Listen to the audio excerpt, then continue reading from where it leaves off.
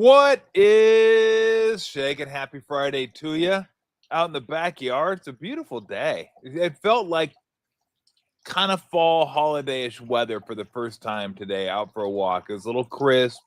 I don't know, something about it just felt like, you know what, the holiday season's here. It's coming. Thanksgiving just around the corner, and then Christmas will be following shortly thereafter. And we're going to try to see if we can get some winners heading into that holiday season with my good friend Dennis Ranahan of Quackside Sports, PicksFootball.com. We'll go over as many games as we can. Then I'm going to get into Thanksgiving. Like, what are the must-haves for Thanksgiving? Dennis, what's going on? Well, as we were talking off the air there, I'm doing plumbing right now, Tom, and that is absolutely a Chevy Chase comedy. That's a bad start to the day. You start these little projects that are simple and wouldn't cost much if I just brought a plumber in, and then I'd create problems and have to bring in the reinforcements to fix what I messed up. Yeah, I couldn't even. I wouldn't even try plumbing. I just wouldn't even. I don't even know. I don't know how far I would go to do like a home fixer up, or like electricity's out. Don't want to kill myself. Plumbing's out because I know I won't get it right. I don't know what I could do, like what I would trust myself doing. Painting, I guess. Anybody can do that, though. I get a monkey out here to do painting. Oh, don't tell the painters that. My dad taught me about painting. He was a great painter. He was like me in most other things. His middle name was Jimmy Rig. He'd always figure out ways to wire this and tape that, and things like that. But he was a great painter, and he taught me. He said 90% of the job needs to be done before you open the paint. There you go. That is the key to painting. It's all in the prep. It's all in the prep. Kind of like a football game. Kind of like a football game. If you know how a team prepared for the game, you pretty well know how they're going to play on Sunday. Yeah. No, there's no doubt about that. I always said that about goaltending. 90% of the shots are stopped before the shot's taken. Because you see like goalies that are in perfect position, and it doesn't look like much of a save, but that's because he's in the right position. Like, I don't need a goalie standing on his head 15 times a game, because if he is, there's going to be games where he's not. He's going to give up 4 or 5 goals. So, no, prep wasn't my strong suit. So probably not why. Probably not why I'm not a good fit for the painting community. Kevin Johnson. That was your mainstream. Yeah, that was pretty much it. That was pretty much it. All right, let me ask you this before we get to the games. So you said you're going to have some people over for Thanksgiving. Yeah. What?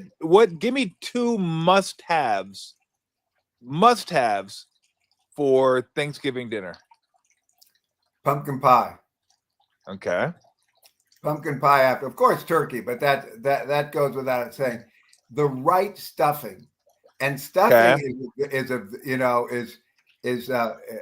can be a problem. But and you got to have cranberries. You got to have cranberries with it. I'm going to fight you on that. Cranberries are awful. They're just awful. It's awful. Kevin doesn't go for that gel kind. It's the cranberries that are loose. You don't like cranberries? Cranberry, they're awful. Oh. Wait, let me ask you this question. I ask anybody that ever brings cranberries up, when is another time during the year you serve cranberries for dinner? Never. If they were that good, you would serve them more often. You never serve cranberries. And so don't give me this, hey, I got cranberries stuffed in a closet somewhere. Let's get rid of them come Thanksgiving time. Floor me with this simpleton thinking, this absolute that cuts right to the core. I just am humbled in your presence. Oh God! Humbled in your presence. Stuffing, you're right though. Stuffing's almost a number 1 for me. Stuffing has to be right though. I mean, you're right. It's crummy. I don't like that. When it's loose, and I mean, it's not. Yeah. It's gotta have a little texture to it. Yes. Yeah. A little, it matters. And sometimes people that think they make great stuffing, I don't like it because it's too fancy. Just give me. Yeah. Stuffing. Yeah. My mom does like. It's funny because I asked my mom, I go, what do you use? You like stovetop? She goes, no, I don't use stovetop. Yes. Mrs. Covington's, I guess is what it's called. But then she puts the onions and celery, chops it up, cooks it up, puts it in the stuffing, and then she makes Jimmy. She doesn't make it. She buys Jimmy Dean sage pork sausage, and then she cooks that up and puts that in the stuff. Now you're talking to stuff. Like I'm like, nah. Now we're talking. Now, do you have to have? This is key for me. Do you have to have gravy? Oh yeah. Oh yeah. Over everything. Gravy. Over everything. Gotta have gravy. Yeah. Over everything. You put the gravy right on the cranberries right there. Yeah. Right on it. You do. No. So does Lori create? Does she cook a stuffing that matches your mom's? Yeah. No, Lori's a good cook, and my mom does serve cranberry though, and I'm just like, I gave her the same thing. I gave her the same spiel. I go, yeah, serve this April 4th. I dare you. You will not serve this April 4th. Not going to happen. But it's funny because my mom does turkey and ham, and I'm like, I don't do ham. I don't know why. Ham's Easter, and then ham you can do for Christmas. Although I did a couple years ago, I did a beef Wellington for Christmas. So I think Christmas is kind of up for grabs. You can do turkey, ham. You can do whatever you want for a Christmas dinner. But the ham, just give me a turkey. I mean, traditional stuffing, usually 2 kinds of potatoes. Give me the mashed, give me the sweet potatoes. And then there's, whatever else you want to do. You want to throw in there. You like the cranberries a lot. I mean, a lot of people love cranberries. I get it. That's traditional potatoes. Too. Tom, there's another thing that can really go off rails if you don't know what you're doing with the sweet potatoes. Yeah. My mother used to make sweet potatoes that were unbelievable, and Pam's weren't. And Pam's a great cook, but it's amazing we've been married as long as we are, because I said, your sweet potatoes are not as good as my mother's. And so she said, well, then have your mother give me the goddamn recipe. So she did. And so she made them my mother's way. And now at Thanksgiving, she says, and rosemary sweet potatoes. Yeah. What was she missing? I have no idea, but it didn't work. It wasn't right. It didn't work. It was like, these aren't good, Pam. This ain't it. Hey, I got to give you credit for throwing that out there. Yeah, I think I would just choke it down and come back for if it's once a year, I could choke something down. I mean, right? Because I always weigh the, like, is it worth it? Do I want to put it? Nah, I really don't. It's like 3 bites, and then look, you can always put. There's so much on your plate for Thanksgiving. It's very easy to get up from the table and just wipe it off and put it down the garbage disposal, because it all goes together. So if you want to, you can eat 2 bites of something, mix it up with the other stuff, and then just put it down the garbage disposal. You're good. I became pretty creative at throwing away, getting rid of, disposing of food that I didn't like when I was younger. I used to spit beans in my milk and then dump the milk down the sink so my mom wouldn't find out. Yeah, because I was like, I don't want that. I'm not eating these beans. I hated lima beans. I'd line the lima beans. They have lima beans. No one likes lima beans. No one. They get the texture is just gross. But I would line the lima beans up on the ledge underneath my where the table, and I'd come back later and get them. It became interesting if I forgot them and they're there for 2-3 days. Then the jig was up after that. All right, let's get to some games this week and see if we can find some winners. It's funny because the longer the season goes on for me, it's harder to sift through these games because the lines start tightening up a little bit. You get trial and error, and the books do a better job of setting lines later in the season. So it's harder for me to kind of look for stuff where, the motivational edge is with one team and not with another team. There were some interesting games this week, Dennis. There was Tampa and the Rams that I looked at. There was we'll get to the Niner game for sure. They're laying a big number against the Panthers this week. The Steelers being an underdog. Here's one that kind of caught my eye. and I don't know if everybody will be on this underdog. Dallas jumped out at me. Dallas at home jumped out at me this week, especially with the way Philly's been playing offensively. Not great, having a hard time really extending from teams. Their defense is really good. But boy, that passing game with Ferguson and Pickens and Lamb and then Dak has been really, really good at home. And they've been good at home against division foes in recent history. So it's down to 3. I certainly would have loved it at 3.5 or 4, obviously. But that one kind of jumped out at me. Like that might be a good spot for the Cowboys in this game. How do you see that one? I think this is the top pick of the week here. And we've got this situation. I wrote this in today's column, but I notice that when I do best, it's when I remember history. And I remember, oh yeah, they're in that spot. They're in, because I've been doing this 50 years. Everything has happened before. Yeah. I love it when people say, boy, this season, this is weird. How do you pick? It's always the same. It's always weird. It's like the weather when people say, weather's strange this year. If you say that every year, it's just weather, and the same thing with the NFL. If every year you say, oh man, who would have thought, it's just another football season. But here's the deal.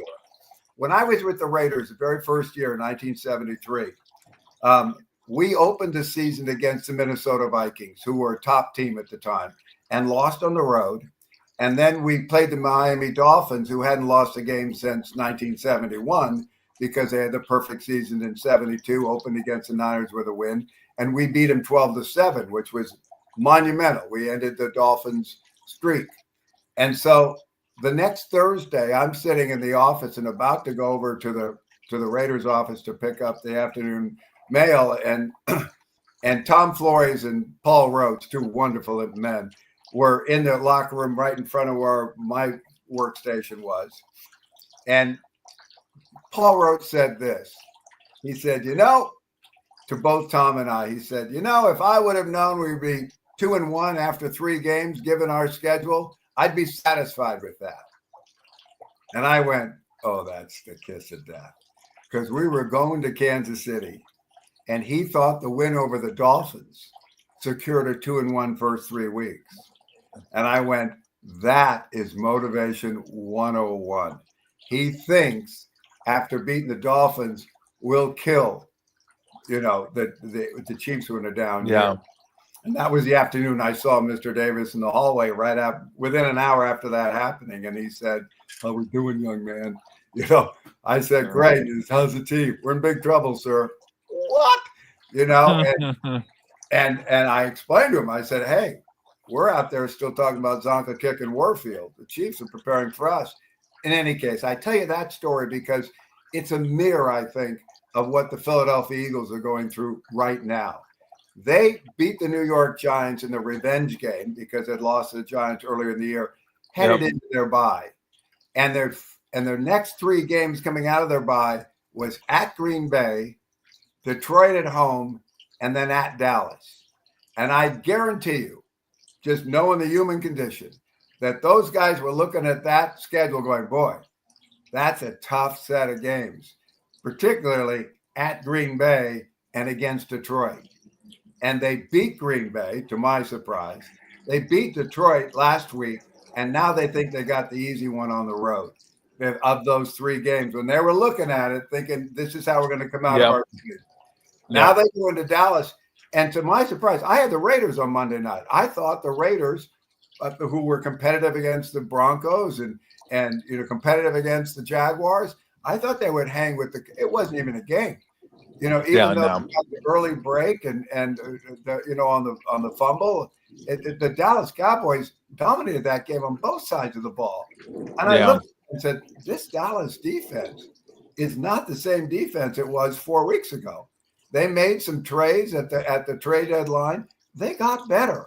They have a couple kids come back, and the offense we know has been explosive all year long. This is a Dallas win. This is a Dallas win as sure as you and I are sitting here.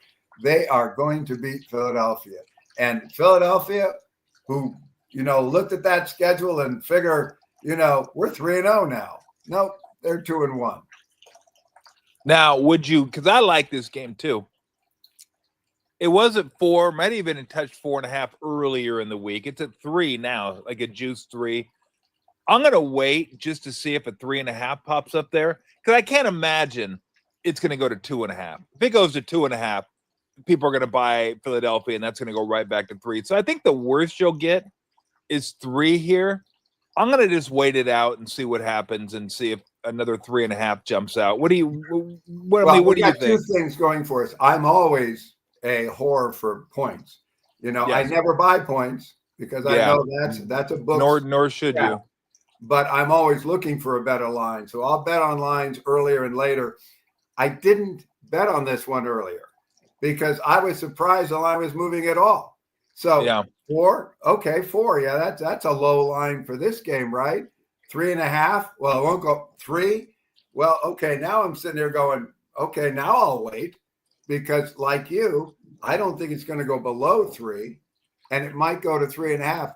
But here's the key: everybody's betting on the Eagles, Yeah. and the line is going that way. So shrug Yep. your shoulders and go, give me this line, give me that line. We're going to win the game. Another one that I kind of like, and I'm glad you like that one because that's the one that it jumped out to me more than others. The Saints over the Falcons. I don't love laying points with the Saints, but the Falcons are just a mess with or without Penix. I mean, Cousins. What happened to Cousins over the last couple of years? And my goodness, he's awful. Drake London's not going to play. I know it'll be the Bijan show, but I mean, I think the Saints are equipped to do a reasonable job on him. I don't know what their passing game is going to be like.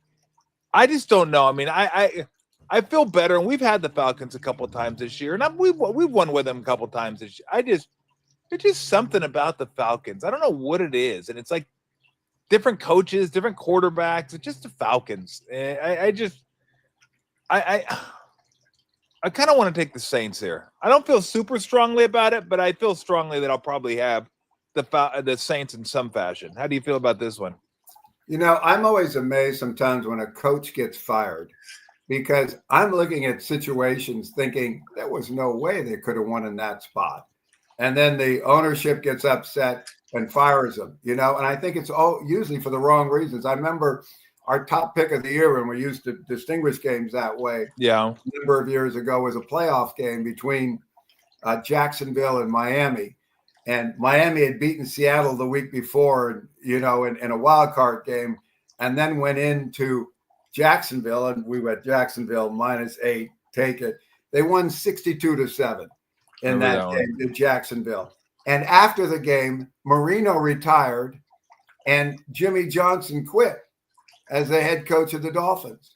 And I shook my head saying, no, you were dead. You had no chance in that game. You were coming off a road opening playoff game in Seattle that you just slipped by. You were going to Jacksonville, waiting for you. Don't overreact to that. Don't get fired. Don't quit. Don't say, "Oh, we're embarrassed."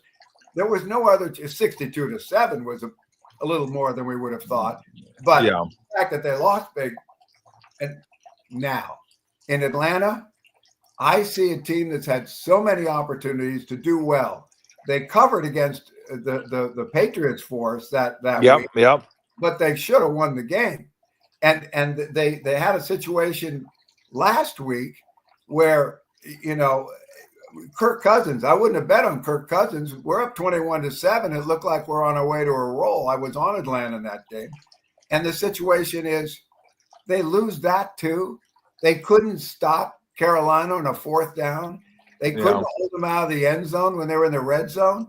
And so this is a coach that should get fired.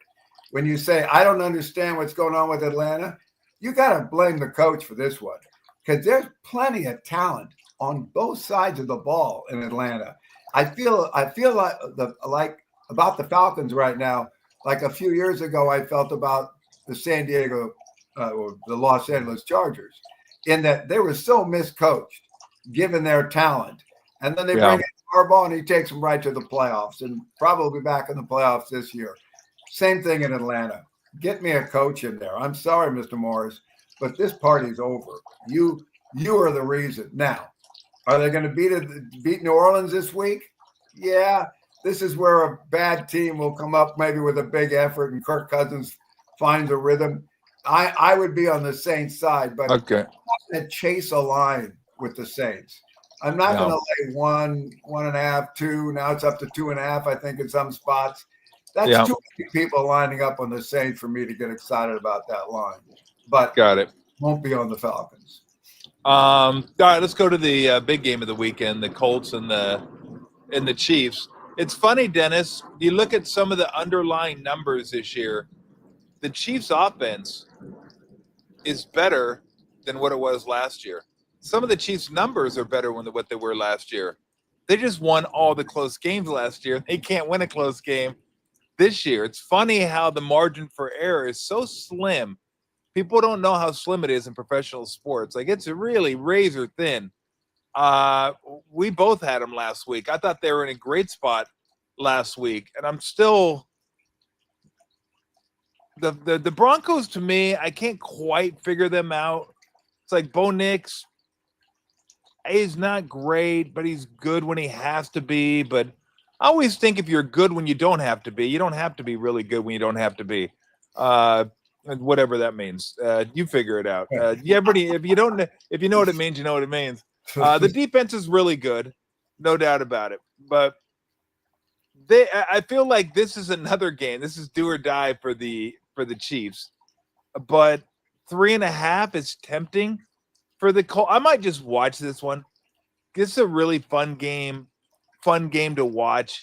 I would like to take the Chiefs, thinking, well, if they lose this one, geez, party might be over for them at that point. And I don't think the party's over. Like I said this, Dennis, on the show a couple days ago. I said the Chiefs still, to this day, no matter who they play, where they play, I have a hard time seeing them as underdogs to somebody even in the playoffs. Like, I think that highly of them. And the top of the AFC is not quite as good as it was. The Patriots are really good, of course. The Broncos are good. But I don't look at those two teams and go, oh, boy, that's a really, really, really tough teams to beat in the playoffs. But for some reason, the magic isn't there that was there last year in winning those close games. How do you see this one? Because Chiefs initially for me was like, oh, yeah, the Chiefs aren't going to lose this. But I thought that last week. I thought the Chiefs were going to lose that one last week. And sure enough, they lost outright. So I don't know. I don't think I'll take them, but what do you think? Well, it's interesting. Last week, by the way, I really think they lost that game on a missed extra point because they scored the touchdown, and had they made the extra point, they would have gone up by 4, and it was late enough in the game. I was laying 3.5. I kind of liked where that was.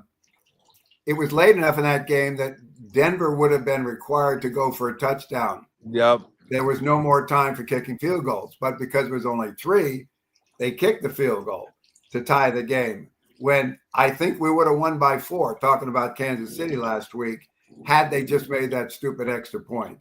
Now, yeah, you get on one side and say Kansas City can't lose another one, right? They're 5-5. They're not going to get eliminated. Well, maybe this is the year they do. Yeah. Maybe this is the year that they're just not.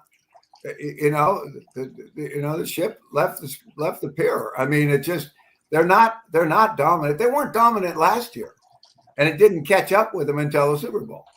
And so now we get to a situation where they're not only not dominant, they're not getting the breaks. It's going against them. The Colts are playing real well. Critics of the Colts will point out who they've beaten as opposed to their record. They'll say, well, you beat Tennessee, you beat these guys, you beat that guy. Yeah, they beat those guys, and they beat other teams too, by the way, and so I'm going to like the Colts. I'm not going to bet it.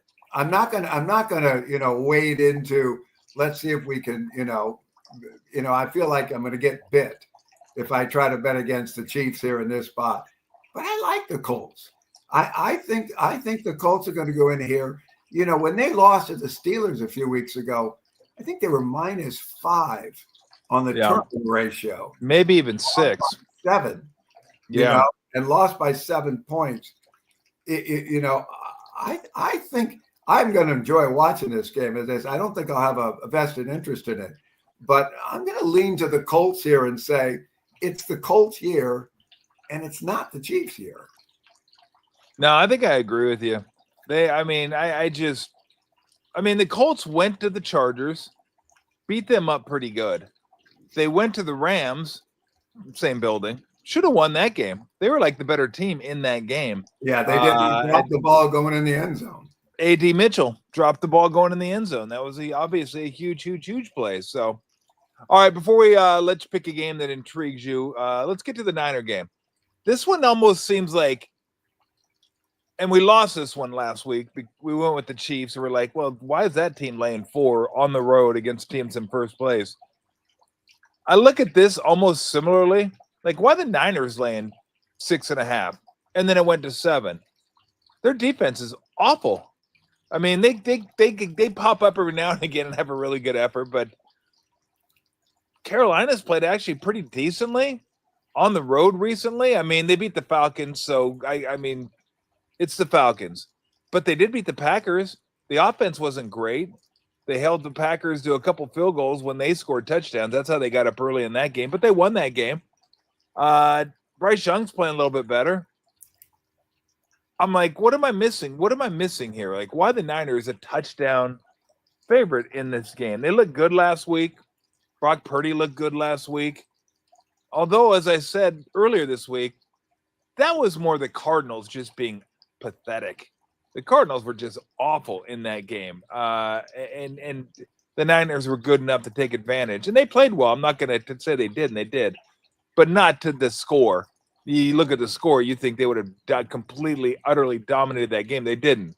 It just, the Cardinals were just kind of like the Cardinals of old, just, well, pathetic. So how do you see this one? Because this one, to me, I thought would be 4.5, 6 maybe.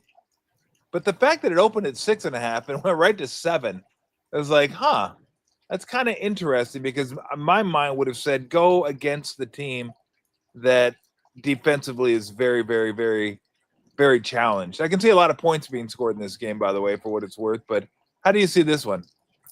Well, sometimes you look at a team and they're like a rubber band. You keep stretching, you see how far it go, and at some point it's going to snap back. It's going to get you as you pull it.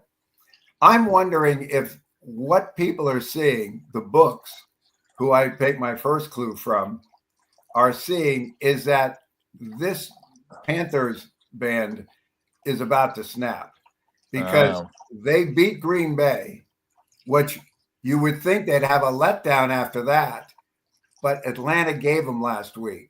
So they got an extra win. They were down 21-7. Had they not knocked, a Penix out of the game, they were on their way to a double-digit loss, and so they win that game, and now they go back on the road to play a Niner team that I just love this Niners team for what they've done. I mean, I keep looking at it going, man, they've lost their best 2 defensive players. Purdy missed, 7 weeks, and here they are challenging Seattle and the Rams in maybe the toughest division in football. And what is it? Well, part of it, I think, when we talk about the defense, is Robert Saleh. I think he knows how to prepare that defense, and I think the players respond to him. So I think the fact that they're favored by this many points is a giveaway, that they're going to win by that many points and more. I'd be willing to lay these points on Monday night and expect the Niners to drill them. Got it. All right, give me one game that you are eyeing going into the weekend. Yeah, can we talk about Dallas again? Yeah.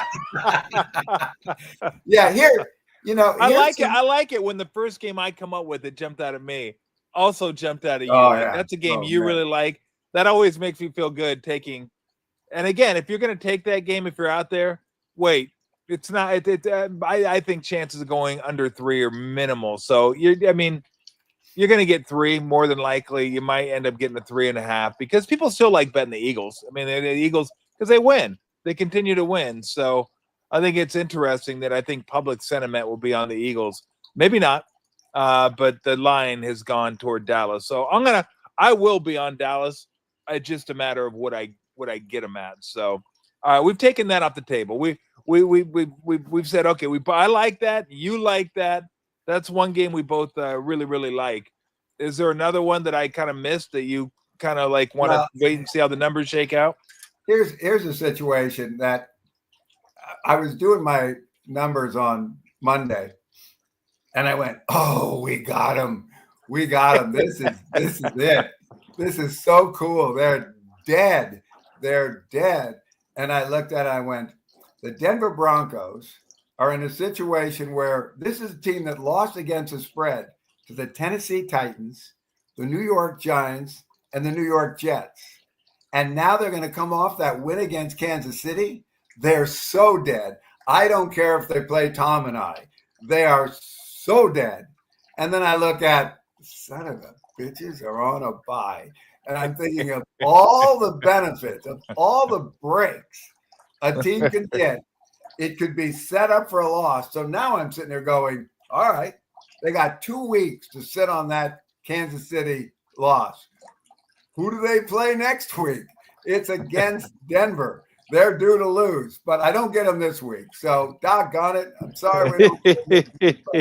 But good things come to those who wait. We're foreshadowing. We're foreshadowing is what we're doing. That's for the following. Who's Denver play after their bye? Who do they play after their bye? I got to look. I don't even care. They're going to lose. Let's look.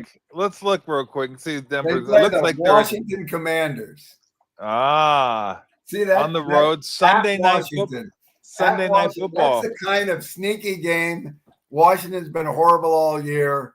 That they come up with a surprise effort. Washington, doesn't that sound like the New York Giants, the New York Jets, the Tennessee Titans? Yeah, and you get a standalone game. You get Sunday night football.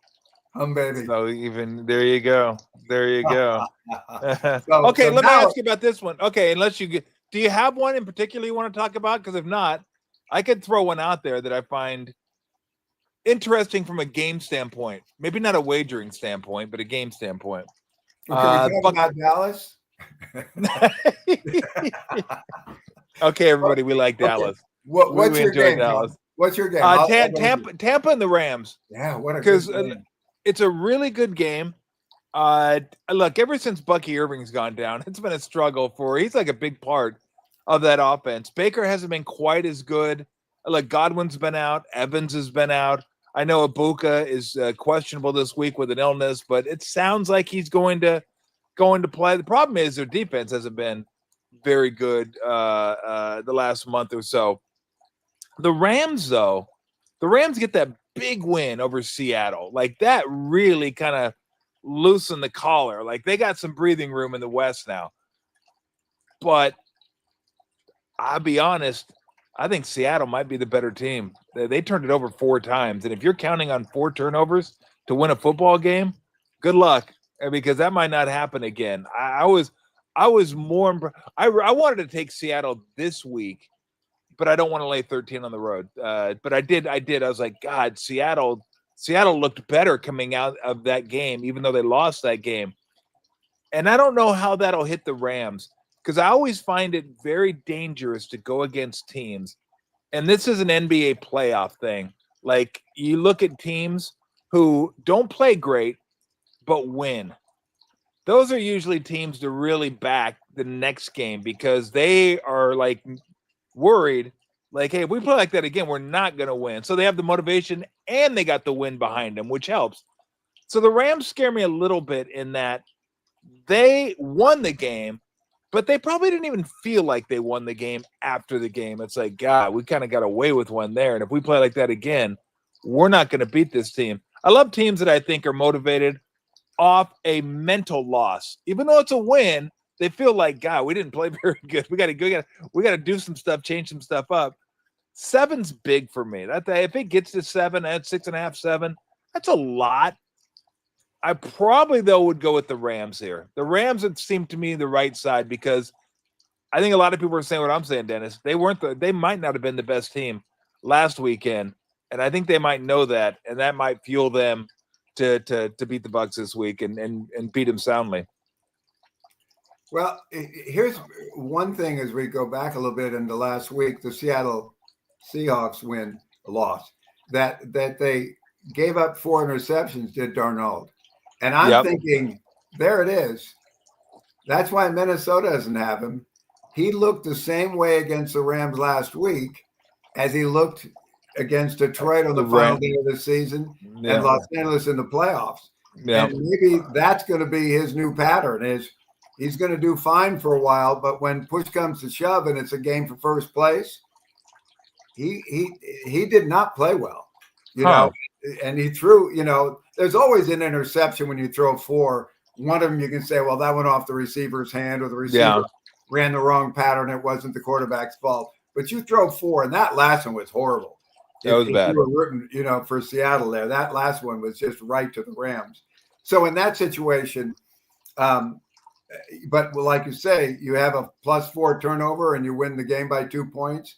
That's a little spooky for the Rams side. I still don't know that the Rams aren't the best team in football. I agree. With what they can do offensively, what they can do defensively, their coaching, the experience of the quarterback, you know, I don't see any weakness in this Rams situation. And so the Buccaneers coming in, they were 6.5-point underdogs in Buffalo last week and lost the game and spread. I don't think Tampa Bay beats the Rams here. I don't think I'll be laying the 7 points in this spot, but I might be. And I'm unless something breaks, and we'll see tonight and tomorrow when we get the casino numbers. I would be leaning the Rams' way in this contest. Yeah. Dennis, as always, a pleasure. Maybe I'm thinking, I don't know, maybe you're going to have plumbing issues you got to take care of next week, but maybe if you're okay with it, maybe we could do something like for 15 minutes Tuesday and get everybody set up for Thanksgiving. If you would, okay, let's do that. Let's do something like a quick one on Tuesday, kind of get everybody set up. I know everybody's going to be having family over and maybe like to wager on some games and stuff. So I'll have some thoughts on the Thanksgiving games. I'm sure you'll have thoughts on Thanksgiving games and all kinds of stuff. So let's do that. Let's have a good weekend this weekend, and then reconvene early next week and get everybody set up for their Turkey Day. You got it, my friend. Thank you, Dennis. I appreciate it. Best of luck with that drip in your wall. I got to call somebody in to take care of it now. If I just would allowed somebody else to put in the doggone faucet, it would have been easy. But no. Is Roto Rooter still around? Yeah, I'm going to need a boat. Have a great day, Dennis. Thanks, Doc. See you later. I'll talk to you. Dennis Ranahan at Coxeye Sports, PicksFootball.com. Who did he like? He liked the Niners. Cowboys. We both like the Cowboys. It's kind of lukewarm on the Saints. I kind of like the Saints. But not, I mean, Dallas was the one game that I liked. That was the one game that kind of jumped out at me. I could get with the Niners because that just didn't make a lot of sense to me, but maybe he's right. Maybe, although I think when he was talking about it, I think there was a game between the Packers and the Falcons for the Panthers. Like, I don't think those were consecutive games. Maybe they were. Let me see. I thought there was a game in between though. Like, I don't think they're going to go 4 games in a row. Let's see. Yeah, Saints, which they lost, by the way. So they won at Green Bay. Go home, lose to the Saints, and then go back out on the road and beat the Falcons. By the way, against the Saints, they scored 7 points, 175 yards against the Saints. I mean, they just got mauled. The Saints beat them up in that game. So yeah, that's a game. I Saints. I'd lean Rams, Cowboys. Trying to see if there's anything else that jumped out at me. Burrow being back might be interesting. Like if you could get the Bengals +7 now, and you know Burrow's going to be back. Although no Jamar Chase. What is it with spitting on people? I did what? That's just so vile when you spit on somebody. It's like worse, almost worse than punching him. I think it is worse than punching when you're all suited up. You're all armored up. I wanted to look into the Vikings too. I should have asked him about that game. Vikings, Packers, JJ McCarthy, but there's some Packers aren't. I don't know if the Packers are quite right. I mean, they beat the Giants by 7, lose the Eagles by 3, can't score, lose the Panthers by 3. I mean, they did take down the Steelers, Cardinals by 4. I don't know. It just, yeah, Joe Burrow's questionable. I know he came back and he practiced this week, so I'm kind of thinking he's gonna play. How rusty he's gonna be, I don't know. But man, getting set. What was that? What would that line have been at start the season? Bengals at home. Well, Bengals would have been favored because no one knew the Patriots were going to be this good. But I'd say Burrow. I don't know. I don't know. 7 just seems like a lot if Burrow does play. Because I know Flacco is banged up. And so, all right, let's take some comments. I got a game tonight, so I'm gonna scram fairly soon. But comments. What do you need for Thanksgiving? What are mandatories for Thanksgiving? So there you go. You can read that. You gotta love the vet days. Bethune's not good. That's not good. Pinheiro, Eddie Money. All right, green bean casserole. I'm gonna go no. I'm going no. I don't like green beans. I'm glad it only makes an appearance once a year, and that's the thing. Yeah, you can go dessert. I mean, pumpkin pie, but you can go pumpkin pie for Christmas too. But I can, if you want to say pumpkin pie is a must-have for Thanksgiving, because I'll include that. I'll include mashed potatoes, gravy. That's a must-have for me too.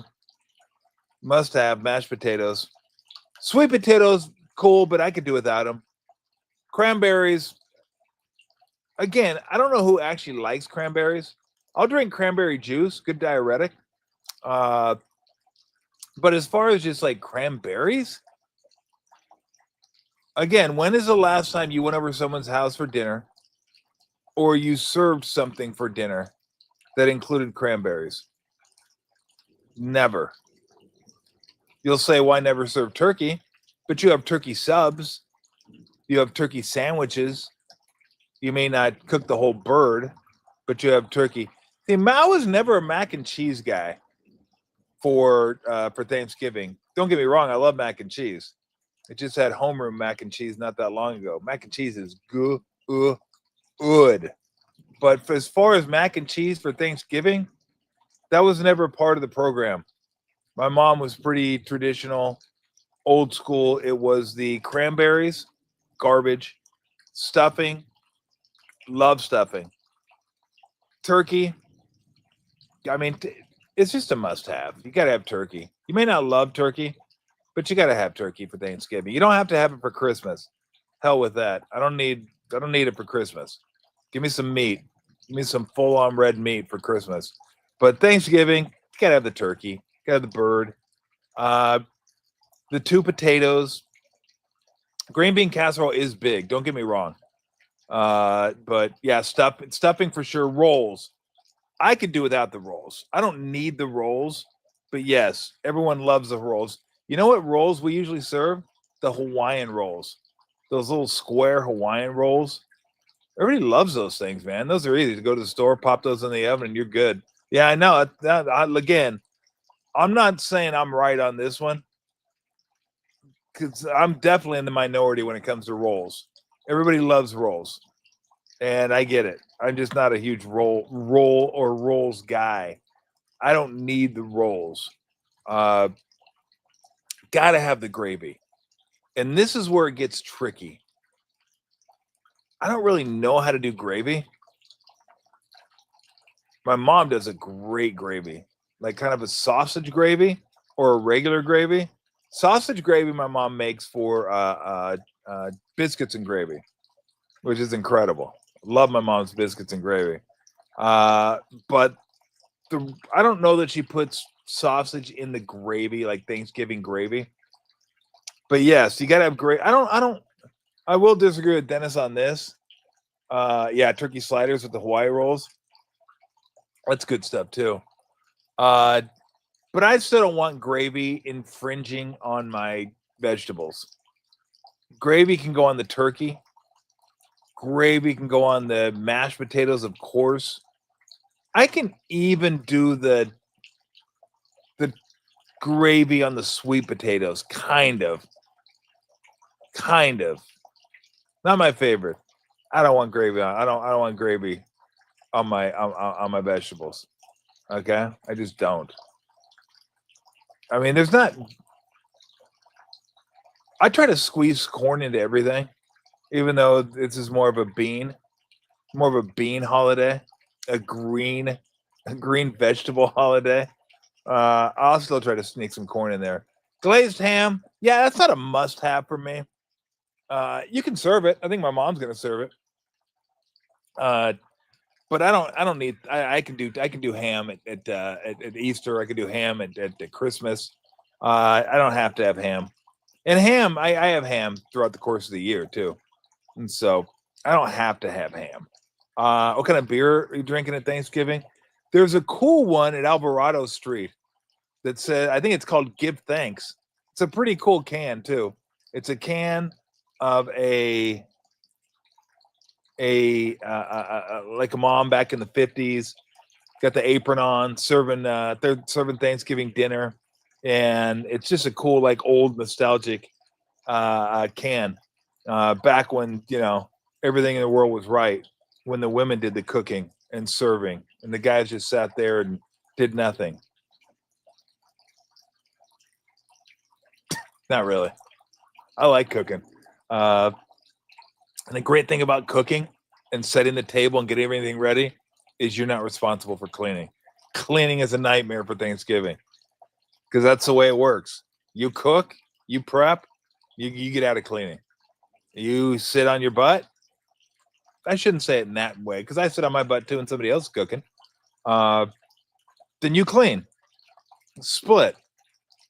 That's the way it should be. Unless the person that cooks wants to clean, like, as they're cooking.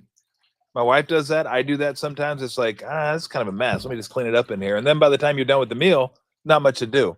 But you shouldn't have to be responsible for it. Are you going lumpia? That's interesting.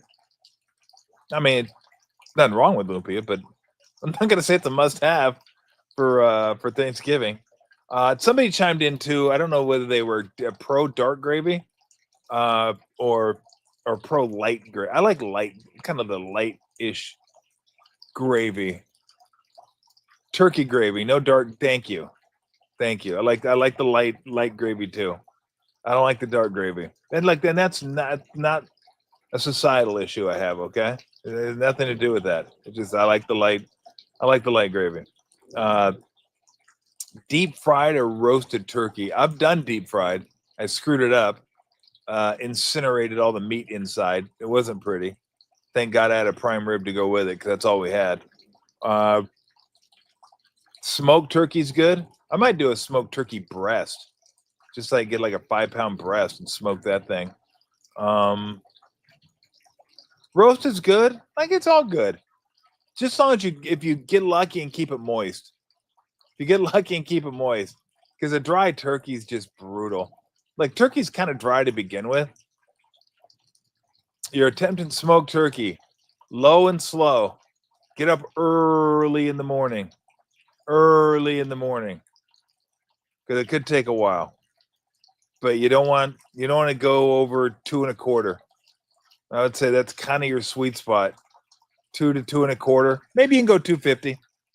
But the slower the better. And then I'll give you one bit of advice, whether it's chicken broth or apple juice. Go out there every hour or so and just spritz it. Just spray the bird and just kind of keep it moist. And then the last hour, I would read up on this. I wouldn't take my word for this. Put some butter on it and stuff, and then wrap it in foil, and then cook it. But put a meat thermometer in it. Don't be guessing. Don't like do Gordon Ramsay. Don't just go up to it and go, it's done. No, you're not that good. I'm not that good. So meat thermometer. Gotta have the meat thermometer. Make sure it's in the breast, middle of the breast, not next to the bone. That'll give you a bum reading. But the meat thermometer is like one of the greatest inventions of all time. No guessing. No more guessing. I mean, I really don't want anybody fingering my meat anyway. I mean, in most scenarios. But I don't know what I'm doing anyway. They always do this one right here, where you like touch the webbing right there. You're like, okay, that's medium rare. If your fingers are a little, oh, that's raw right there. Like, let's fucking go. What are you talking about? You just stick the thermometer in there. It's easy. It's easy. You do you, I'll do me. Okay, I've been in the kitchen for like 40 years. I don't know what that. Just stick the thermometer in there, and I'm good to go. So get in the smoker, stick the thermometer in, spritz that thing every hour or so, and you should be good. We'll see how it turns out. If you are going, thank you. If you're going to deep fry your turkey, for God's sakes, let it thaw out. Go on YouTube and type in deep fried frozen turkeys. You do not want that to be you. I think there's probably enough videos out there that people know about this, but in case you don't take it from the freezer and stick it in the deep fryer. You're going to have like a bomb on your porch or in your backyard, wherever it may be. You do not want that. So for me, look, I can go pretty light. I can go pretty light on I don't need like 12 different things. Turkey, stuffing. I could be done after that. And gravy. Turkey, stuffing, gravy, I could be done. Like just done. Fill on my plate twice. Solid. If I do a turkey breast this year, I might do a Cajun turkey breast. Get some Cajun seasoning. Do that. Next in line, mashed potatoes are next in line.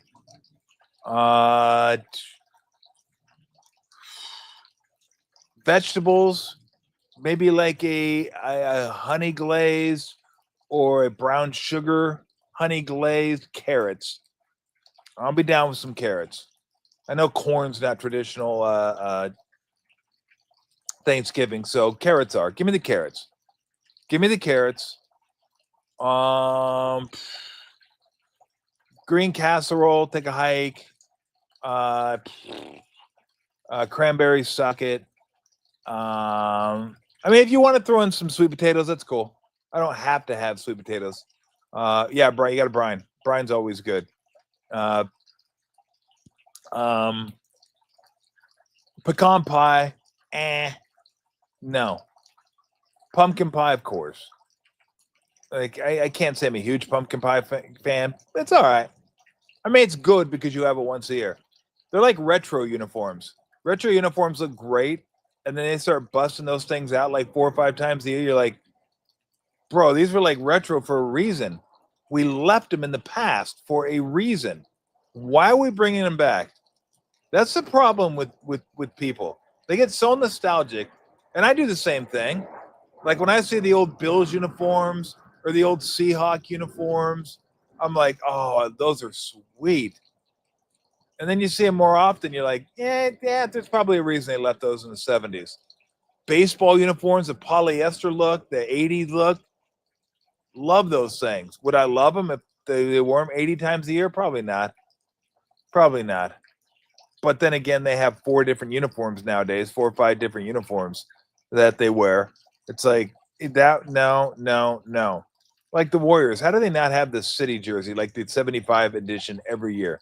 That should be a staple every single year. Rams uniforms this past week, midnight blue, didn't love them at all. at all. And so, anyway, retro stays retro because we probably got sick of it and didn't want to have to deal with it.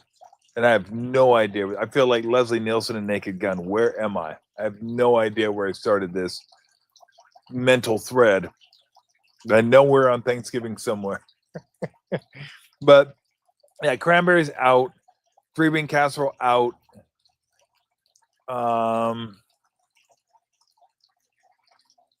Au gratin potatoes. Sometimes people bring those. I don't even know how to spell that. So they're out. If I can't spell it, out. You're gone. So top 5 must-haves for me Thanksgiving: turkey, stuffing, gravy,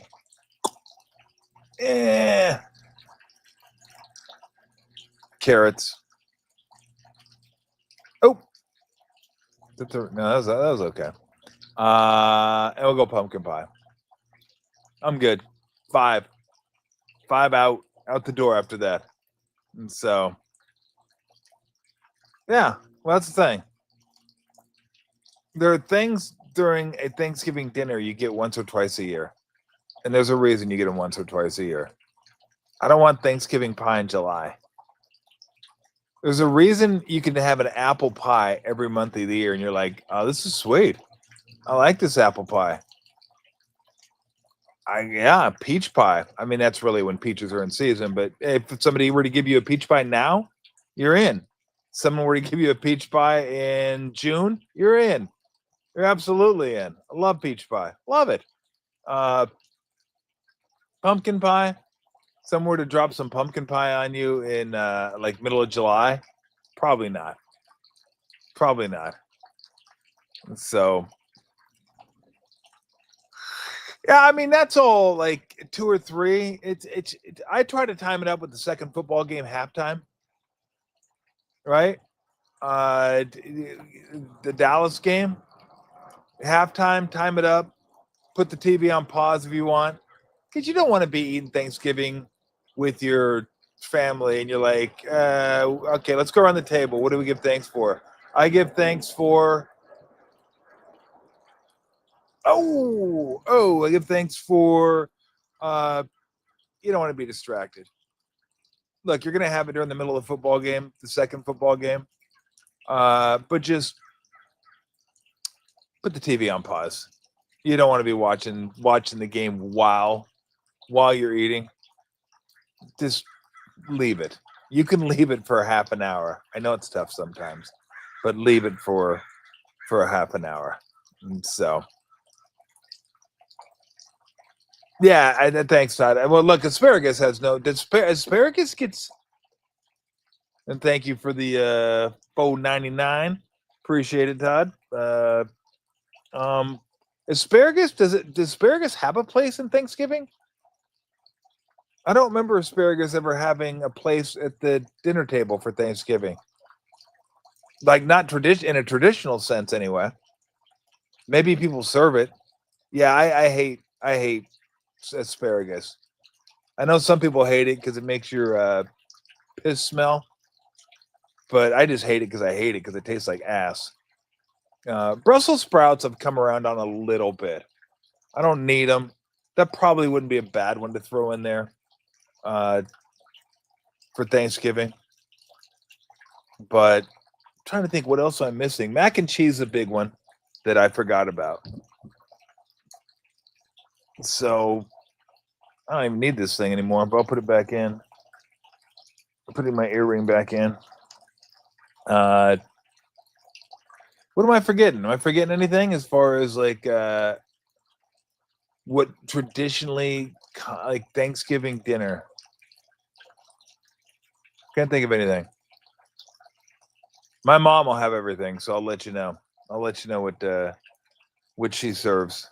And so, all right, we are going to come. We'll be back with you Tuesday. Brent's going to join us Tuesday. I think Dennis said he'd join us Tuesday. We'll get you ready for football next week. A lot of games, a lot of action. I'll have some more thoughts on the college football playoffs, where that stands, some of the bigger games of that weekend. All the rivalry games, a lot of the rivalry games: Georgia, Georgia Tech, Michigan, Ohio State. I think Clemson, South Carolina. Not that that means much. I'll be honest, I have no idea who Indiana's like rivalry is. I think it's Purdue, and it might be the old Oaken Bucket, maybe. Or there's so many damn trophies in the Big Ten. Like so many games have trophies. The wooden spittoon, the old Oaken Bucket, land grant trophy. Land grant, I think, is Penn State, Michigan State, not mistaken. Floyd of Rossdale. I think Minnesota is involved in that. That might be Minnesota, Michigan. The Floyd of Rossdale trophy. But Big Ten, just I don't know if they just sit down one year and go, hey, let's have trophies for every game we do. Like every game, let's do a trophy. You go back, go on Wikipedia and just look at all the nicknames they have for the Big Ten teams. It's insane how many trophies they hand out at the end of Big Ten games. And I don't even know if I got Indiana Purdue right. I'm not even sure if Indiana Purdue is like their rival. I think it is. God damn it. Now I'm just going to have to check. I'm going to have to look on here and check to see if Indiana Purdue plays next week. NCAA football next week. I don't know how. I guess Iowa and Nebraska became a thing because they're both in the Big Ten, and corn ties them together. Corn binds them together. Ole Miss, Mississippi State. That's the Egg Bowl. Got that. Georgia Tech. I have no idea what they play for, if they play for anything. Yes, Indiana Purdue. There it is. I did get it right. Very nice. Well done, Tom. A&M Texas. That's a big one. That's a good one that's been renewed now that they're both in the SEC. Because that's a good one. That's a fierce one. Arizona State, not so big. Kentucky, Louisville, Ohio State, Michigan. You know what I'm missing? No Bedlam this year. No Oklahoma State, Oklahoma. That kind of sucks. Nah, Michigan's not going to leave the Big Ten. Michigan's just upset that private equity's bought in. Now, here's the thing. The Big Ten wanted to bring private equity into Penn State Rutgers. That's a thing. Oh, Vandy, Tennessee. Yeah, that's a good one too. Real quick, we're gonna run, but Oregon SC. I like it. I like Oregon in that game. I like Oregon minus the 9.5. If it's 10, which it might be, I'll probably just watch it. I'm probably just gonna watch it anyway. If USC can stop Oregon's running game, then I think they're gonna have a chance. Because I got to look and see if Oregon's receivers are healthy. I'm not sure if the Oregon's receivers are healthy, but USC, look, they can throw the ball. Their offense is really good. Lincoln Riley's done a nice job with them this year, but that's a tough place to play. And I'm going to have to look deeper into, USC's run defense. It's better than it was last year. Still wouldn't call it great. But anyway, they are part of the Big Ten, and USC was actually part of what's going on with Michigan that you asked about. So what it is, and I think it's called UC Investments is what I was reading. And they want to invest $2.4 billion into the Big Ten for a 10% stake in the Big Ten. And I want to say Michigan referred to it as a payday loan, that they were doing fine. That's great, Michigan. You're doing fine. How's the rest of the league doing? Michigan, like, they don't care. We're doing good. And SC didn't want to have any hand in it either. Now, I'm guessing they could have pushed it through had they wanted to. And this is a wild thing. You're going to start seeing outside investments take bigger pieces of these conferences. You're already seeing it in professional sports leagues where outside investors, hedge funds, stuff like that, are taking pieces of these teams. It's kind of weird. I said this 4 or 5 years ago. It used to be mom and pop shops, like professional sports teams. They are no longer mom and pop shops. Pop shops. I mean, it's it's Apple, it's Google, Alphabet Company, whatever. Like these are big corporations now. So it's not just about one guy owns it or 3 or 4 guys own it. It's a bunch of dudes own it. And then you're going to start taking on outside investors. It's going to be weird to see where sports ends up, but especially in college, where you buy a piece of a conference. So I guess everybody else was down with it because they wanted the cash. So it was going to be 2.4 billion split up between. That's where I'm at right now with the Big Ten. I don't even know how many members they have. 17 would be my guess. Somebody can confirm for me whether that's right or not. I think it's 17 members now. The Big 17. Nice number. They would have 17 members. What the hell? So Michigan and USC weren't down with it. So I guess I don't know if it's called UC Investments or whatever it's called. They've said, hey, well, hold on a second. Let's pump the brakes on this. If Michigan isn't down with this, they have 18? Is that what it is? Okay. I knew it was like 17, 18. I thought it might have been 17, but okay, 18. It makes sense that it is 18. No, it doesn't make any sense at all that it's 18. Let me retract that statement. Jury, disregard that. It makes no fucking sense. It's the Big Ten with 18 members. That's where we're at. Big 12 doesn't have 12. I think Big 12 has less than 12. Pac-12 has way less than 12, although they're going to get new members in now. I will not recognize the Pac-12 the rest of my life. I don't care what they call it. That's an abomination. It's not the Pac-12. It's nothing.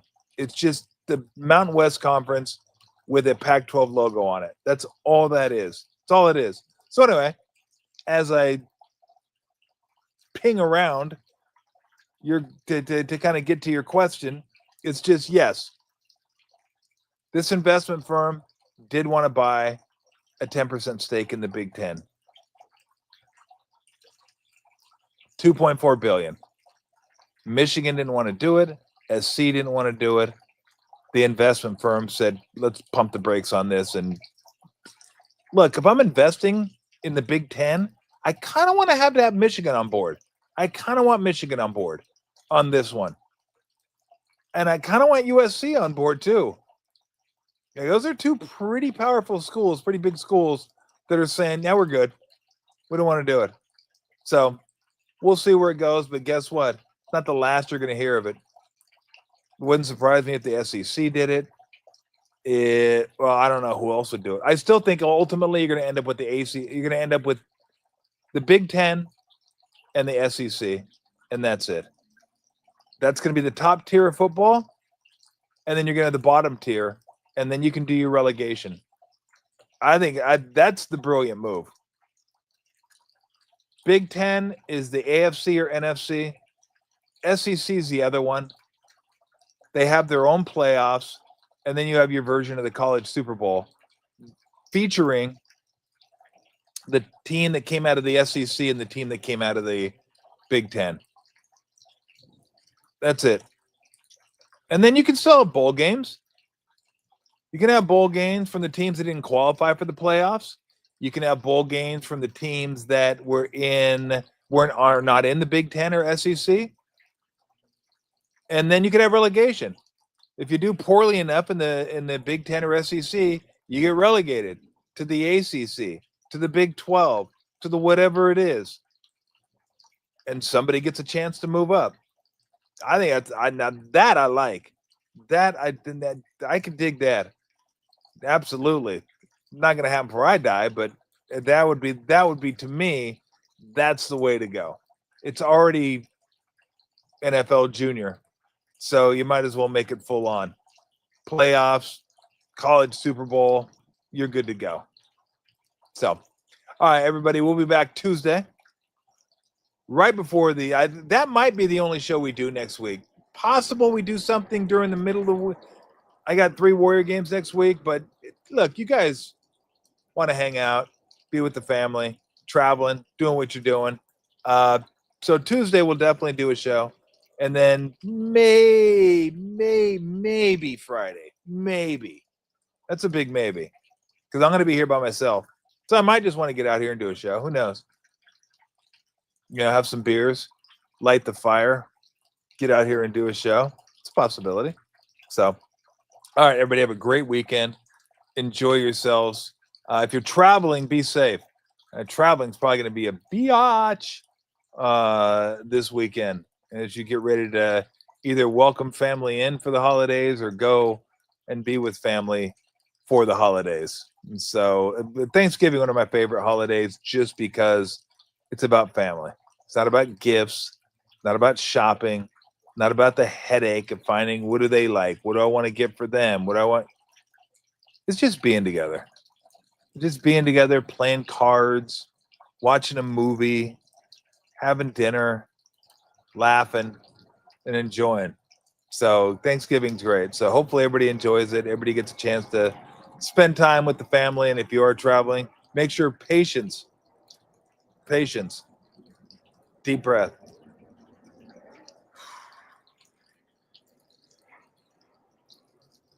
Namaste.